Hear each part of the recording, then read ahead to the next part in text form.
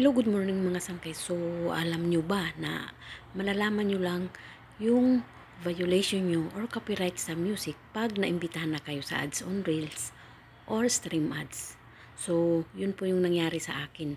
Nalaman ko po yung mga violation ko nung na-invite na ako sa mga tools na ito. So,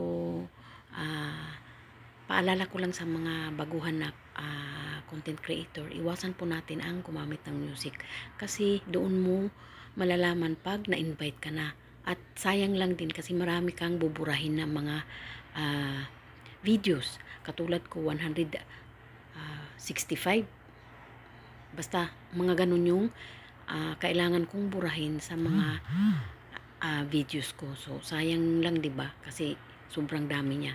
Kaya iwasan natin ang paggamit ng music, lalong-lalo na pag hindi pa tayo invite for ads on Reels at saka stream ads. So, ayan lamang po mga sangkay. Thanks for watching. God bless po sa ating lahat. Bye-bye!